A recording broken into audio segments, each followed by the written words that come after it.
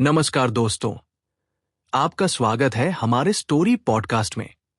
चलिए शुरू करते हैं कहानी। गोदान भाग 29। लेखक मुंशी प्रेमचंद। इधर कुछ दिनों से राय साहब की कन्या के विवाह की बातचीत हो रही थी। उसके साथ ही इलेक्शन भी सिर पर आ पहुंचा था। मगर इन सबों से आवश्यक उन्हें दीवानी में एक मुकदमा दायर करना था, जिसकी कोर्ट फीस ही 50,000 होती थी। ऊपर के खर्च अलग। राय साहब के साले, जो अपनी रियासत के एकमात्र स्वामी थे, एन जवानी में मोटर लड़ जाने के कारण गत हो गए थे और राय साहब अपने कुमार पुत्र की ओर से उस रियासत पर अधिकार पाने के लिए कानून की शरण लेना चाहते थे। उनके चचेरे सालों ने रियासत पर कब्जा जमा लिया था और राय साहब को उसमें से कोई हिस्सा देने पर तैयार न थे। राय साहब ने बहुत चाहा कि आपस में समझौता हो जाए और उनके चचेरे साले माकूल गुजारा लेकर हट जाएं, यहां तक कि वह उस रियासत की आधी आमदनी छोड़ने पर तैयार थे। मगर सालों ने किसी तरह का समझौता स्वीकार न किया और केवल लाठी के जोर से रियासत में तहसील वसूल शुरू कर दी। राय साहब को अदालत की शरण जाने के सिवा कोई मार्ग न रहा। मुकदमे में लाखों का खर्च था, मगर रियासत भी 20 लाख से कम की जायदाद न थी। वकीलों ने निश्चय रूप से कह दिया था कि आपकी 100% डिग्री होगी। ऐसा मौका कौन छोड़ सकता था? मुश्किल यही थी कि ये तीनों काम एक साथ आ पड़े थे और उन्हें किसी तरह टाला न जा सकता था। कन्या की अवस्था 18 वर्ष की हो गई थी और केवल हाथ में रुपए न रहने के कारण अब तक उसका विवाह टल जाता था। खर्च का अनुमान 1 लाख का था। जिसके पास जाते वही बड़ा सा मुंह खोलता, मगर हाल में एक बड़ा अच्छा अवसर हाथ आ गया था। कुंवर दिग्विजय सिंह की पत्नी यक्ष्मा टीबी की भेंट हो चुकी थी और कुंवर साहब अपने उजड़े घर को जल्द से जल्द बसा लेना चाहते थे। सौदा भी वारे से तय हो गया और कहीं शिकार हाथ से निकल न जाए, इसलिए इसी लग्न में विवाह होना परमावश्यक था। कुंवर साहब दुर्व्यसनों के भंडार थे। शराब, गांजा, अफीम, मदक, चरस, ऐसा कोई नशा न था जो वह न करते हों। और अय्याशी तो रईस की शोभा है। वो रईस ही क्या जो अय्याश न हो। धन का उपभोग और किया ही कैसे जाए। मगर इन सब दुर्गुणों के होते हुए भी वह ऐसे प्रतिभाशाली थे कि अच्छे अच्छे विद्वान उनका लोहा मानते थे। संगीत, नाट्यकला, हस्तरेखा, ज्योतिष, योग, लाठी, कुश्ती, निशानेबाजी आदि कलाओं में अपना जोड़ न रखते थे। इसके साथ ही बड़े दबंग और निर्भीक थे। राष्ट्रीय आंदोलन में दिल खोलकर सहयोग देते थे। हाँ, गुप्त रूप से। अधिकारियों से ये बात छिपी न थी। फिर भी उनकी बड़ी प्रतिष्ठा थी और साल में 1-2 बार गवर्नर साहब भी उनके मेहमान हो जाते थे। और अभी अवस्था 30-32 से अधिक न थी और स्वास्थ्य तो ऐसा था कि अकेले एक बकरा खाकर हजम कर डालते थे। राय साहब ने समझा, बिल्ली के भागों छिंका टूटा। अभी कुंवर साहब शोक से निवृत्त भी न हुए थे कि राय साहब ने बातचीत शुरू कर दी। कुंवर साहब के लिए विवाह केवल अपना प्रभाव और शक्ति बढ़ाने का साधन था। राय साहब काउंसिल के मेंबर थे ही, यो भी प्रभावशाली थे। राष्ट्रीय संग्राम में अपने त्याग का परिचय देकर श्रद्धा के पात्र भी बन चुके थे। शादी तय होने में कोई बाधा न हो सकती थी और वह तय हो गई। रहा इलेक्शन। ये सोने की हंसिया थी, जिसे न उगलते बनता था न निगलते। अब तक वह 2 बार निर्वाचित हो चुके थे और दोनों ही बार उन पर 1-1 लाख की चपत पड़ी थी। मगर अब की एक राजा साहब उसी इलाके से खड़े हो गए थे और डंके की चोट ऐलान कर दिया था कि चाहे हर एक वोटर को 1-1 हजार ही क्यों न देना पड़े, चाहे 50 लाख की रियासत मिट्टी में मिल जाए, मगर राय अमरपाल सिंह को काउंसिल में न जाने दूंगा।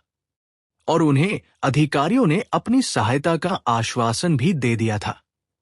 राय साहब विचारशील थे, चतुर थे, अपना नफा नुकसान समझते थे, मगर राजपूत थे और पोतड़ों के रईस थे। वह चुनौती पाकर मैदान से कैसे हट जाएं? यो उनसे राजा सूर्य प्रताप सिंह ने आकर कहा होता, भाई साहब, आप तो 2 बार काउंसिल में जा चुके, अब की मुझे जाने दीजिए। तो शायद राय साहब ने उनका स्वागत किया होता। कौंसिल का मोह अब उन्हें न था, लेकिन इस चुनौती के सामने ताल ठोंकने के सिवा और कोई राह न थी। एक मसलहत और भी थी। मिस्टर तंखा ने उन्हें विश्वास दिलाया था कि आप खड़े हो जाएं। पीछे राजा साहब से 1 लाख की थैली लेकर बैठ जाइएगा। उन्होंने यहां तक कहा था कि राजा साहब बड़ी खुशी से 1 लाख दे देंगे। मेरी उनसे बातचीत हो चुकी है, पर अब मालूम हुआ राजा साहब राय साहब को परास्त करने का गौरव नहीं छोड़ना चाहते, और इसका मुख्य कारण था राय साहब की लड़की की शादी कुंवर साहब से ठीक होना। 2 प्रभावशाली घरानों का संयोग वो अपनी प्रतिष्ठा के लिए हानिकारक समझते थे। उधर राय साहब को ससुराली जायदाद मिलने की भी आशा थी। राजा साहब के पहलू में ये कांटा भी बुरी तरह खटक रहा था। कहीं वह जायदाद इन्हें मिल गई और कानून राय साहब के पक्ष में था ही, तब तो राजा साहब का एक प्रतिद्वंद्वी खड़ा हो जाएगा। इसलिए उनका धर्म था कि राय साहब को कुचल डाले और उनकी प्रतिष्ठा धूल में मिला दे। बेचारे राय साहब बड़े संकट में पड़ गए थे। उन्हें यह संदेह होने लगा था कि केवल अपना मतलब निकालने के लिए मिस्टर तंखा ने उन्हें धोखा दिया। यह खबर मिली थी कि अब वह राजा साहब के पैरोकार हो गए हैं। यह राय साहब के घाव पर नमक था। उन्होंने कई बार तंखा को बुलाया था, मगर वो या तो घर पर मिलते ही न थे या आने का वादा करके भूल जाते थे। आखिर आज खुद उनसे मिलने का इरादा करके वह उनके पास जा पहुंचे। संयोग से मिस्टर तंखा घर पर मिल गए, मगर राय साहब को पूरे घंटे भर उनकी प्रतीक्षा करनी पड़ी। ये वही मिस्टर तंखा है जो राय साहब के द्वार पर एक बार रोज हाजिरी दिया करते थे। आज इतना मिजाज हो गया है। राय साहब जले बैठे थे। ज्यों ही मिस्टर तंखा सजेस जाए, मुंह में सिगार दबाए कमरे में आए और हाथ बढ़ाया कि राय साहब ने बमगोला छोड़ दिया। मैं घंटे भर से यहां बैठा हुआ हूं और आप निकलते निकलते अब निकले हैं। मैं इसे अपनी तौहीन समझता हूं। मिस्टर तंखा ने एक सोफे पर बैठकर निश्चिंत भाव से धुआं उड़ाते हुए कहा, मुझे इसका खेद है। मैं एक जरूरी काम में लगा था। आपको फोन करके मुझसे समय ठीक कर लेना चाहिए था। आग में घी पड़ गया। मगर राय साहब ने क्रोध को दबाया। वो लड़ने न आए थे। इस अपमान को पी जाने का ही अवसर था। बोले, हाँ, ये गलती हुई। आजकल आपको बहुत कम फुर्सत रहती है, शायद। जी हां, बहुत कम, वरना मैं अवश्य आता। मैं उसी मामले के बारे में आपसे पूछने आया था। समझौते की तो कोई आशा नहीं मालूम होती। उधर तो जंग की तैयारियां बड़े जोरों से हो रही हैं। राजा साहब को तो आप जानते ही हैं, झक्कड़ आदमी हैं, पूरे सन की। कोई न कोई धुन उन पर सवार रहती है। आजकल यही धुन है कि राय साहब को नीचा दिखाकर रहेंगे, और उन्हें जब एक धुन सवार हो जाती है तो फिर किसी की नहीं सुनते, चाहे कितना ही नुकसान उठाना पड़े। कोई 40 लाख का बोझ सिर पर है, फिर भी वही दमखम है, वही अलल्ले तलल्ले खर्च है। पैसे को तो कुछ समझते ही नहीं। नौकरों का वेतन 6-6 महीने से बाकी पड़ा हुआ है, मगर ही रामहल बन रहा है। संगमरमर का तो फर्श है। पच्चीकारी ऐसी हो रही है कि आंखें नहीं ठहरती। अफसरों के पास रोज डालियां जाती रहती हैं। सुना है कोई अंग्रेज मैनेजर रखने वाले हैं। फिर आपने कैसे कह दिया था कि आप कोई समझौता करा देंगे। मुझसे जो कुछ हो सकता था वो मैंने किया। इसके सिवा मैं और क्या कर सकता था। अगर कोई व्यक्ति अपने 2-4 लाख रुपए फूकने ही पर तुला हुआ हो तो मेरा क्या बस। राय साहब अब क्रोध न संभाल सके, खासकर जब उन 2-4 लाख रुपए में से 10-20 हजार आपके हत्थे चढ़ने की भी आशा हो। मिस्टर तंखा क्यों दबते? बोले, राय साहब, अब साफ साफ न निकलवाइए। यहां न मैं सन्यासी हूं, न आप। हम सभी कुछ न कुछ कमाने ही निकले हैं। आंख के अंधों और गांठ के पूरों की तलाश आपको भी उतनी ही है जितनी मुझको। आपसे मैंने खड़े होने का प्रस्ताव किया। आप 1 लाख के लोभ से खड़े हो गए। अगर गोटी लाल हो जाती तो आज आप 1 लाख के स्वामी होते और बिना एक पाई कर्ज लिए कुंवर साहब से संबंध भी हो जाता और मुकदमा भी दायर हो जाता। मगर आपके दुर्भाग्य से वो चाल पट पड़ गई। जब आप ही ठाठ पर रह गए तो मुझे क्या मिलता। आखिर मैंने झक मारकर उनकी पूंछ पकड़ी। किसी न किसी तरह ये वैतरणी तो पार करनी ही है। राय साहब को ऐसा आवेश आ रहा था कि इस दुष्ट को गोली मार दें। इसी बदमाश ने सब्ज बाग दिखाकर उन्हें खड़ा किया और अब अपनी सफाई दे रहा है। पीठ में धूल भी नहीं लगने देता। लेकिन परिस्थिति जबान बंद किए हुए थी। तो अब आपके किए कुछ नहीं हो सकता, ऐसा ही समझिए।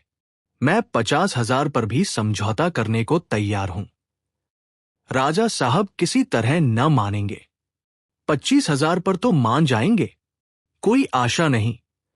वो साफ कह चुके हैं। वो कह चुके हैं या आप कह रहे हैं? आप मुझे झूठा समझते हैं। राय साहब ने विनम्र स्वर में कहा, मैं आपको झूठा नहीं समझता, लेकिन इतना जरूर समझता हूं कि आप चाहते तो मुआमला हो जाता। तो आपका ख्याल है मैंने समझौता नहीं होने दिया? नहीं, ये मेरा मतलब नहीं है। मैं इतना ही कहना चाहता हूं कि आप चाहते तो काम हो जाता और मैं इस झमेले में न पड़ता। मिस्टर तंखा ने घड़ी की तरफ देखकर कहा, तो राय साहब, अगर आप साफ कहलाना चाहते हैं तो सुनिए। अगर आपने 10,000 का चेक मेरे हाथ में रख दिया होता तो आज निश्चय 1,00,000 के स्वामी होते। आप शायद चाहते होंगे जब आपको राजा साहब से रुपए मिल जाते तो आप मुझे 1,000-2,000 दे देते, तो मैं ऐसी कच्ची गोली नहीं खेलता। आप राजा साहब से रुपए लेकर तिजोरी में रखते और मुझे अंगूठा दिखा देते, फिर मैं आपका क्या बना लेता? बताइए।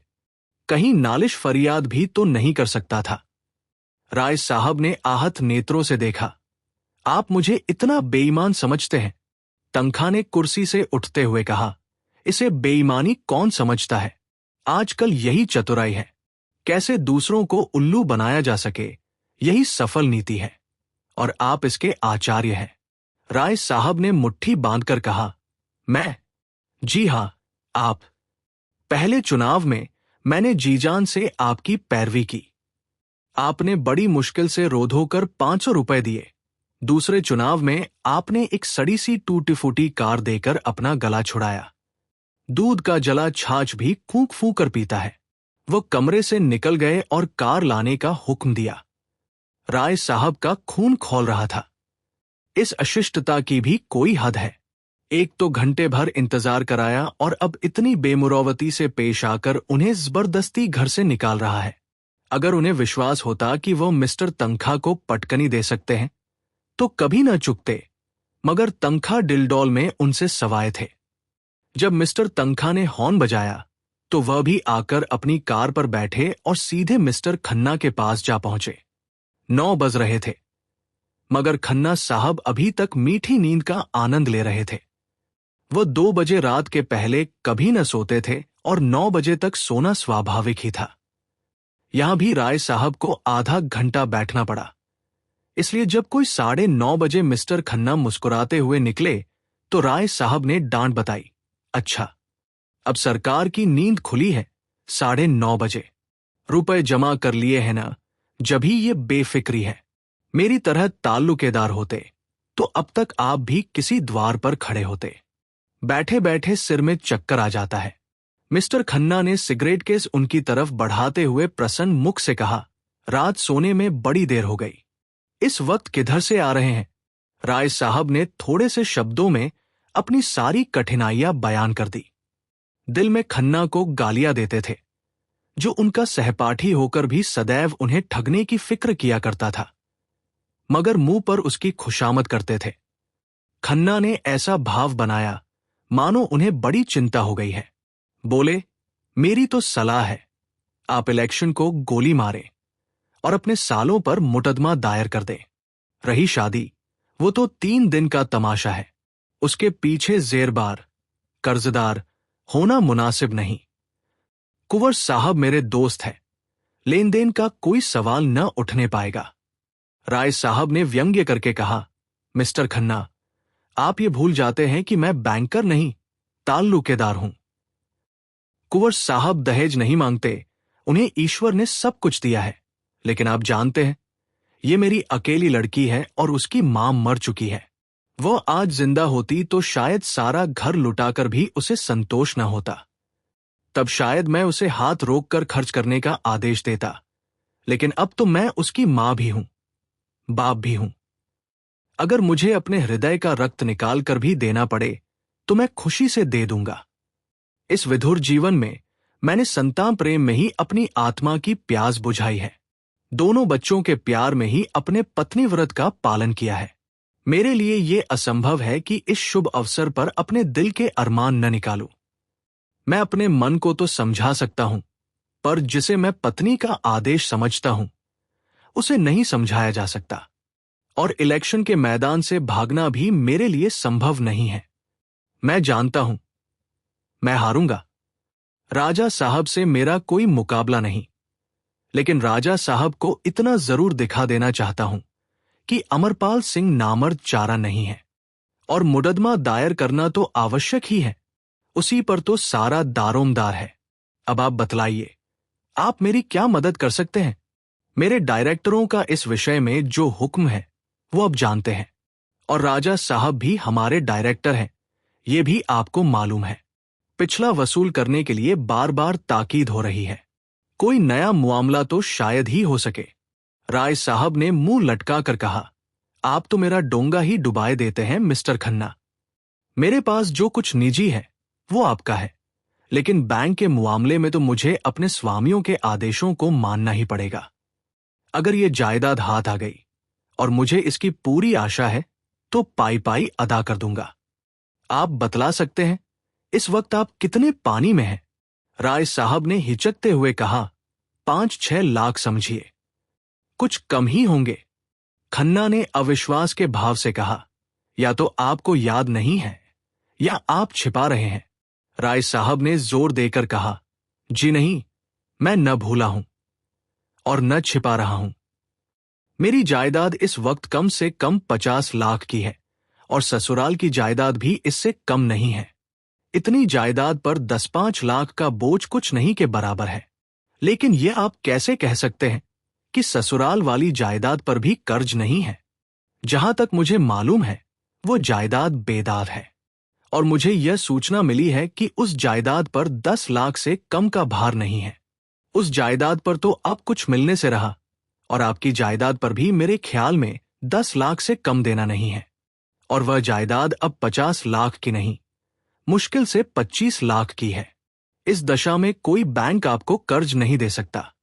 यो समझ लीजिए कि आप ज्वालामुखी के मुख पर खड़े हैं। एक हल्की सी ठोकर आपको पाताल में पहुंचा सकती है। आपको इस मौके पर बहुत संभल कर चलना चाहिए। राय साहब ने उनका हाथ अपनी तरफ खींचकर कहा, यह सब मैं खूब समझता हूं मित्रवर, लेकिन जीवन की ट्रेजेडी इसके सिवा क्या है कि आपकी आत्मा जो काम करना नहीं चाहती वही आपको करना पड़े। आपको इस मौके पर मेरे लिए कम से कम 2 लाख का इंतजाम करना पड़ेगा। खन्ना ने लंबी सांस लेकर कहा, माय गॉड, 2 लाख?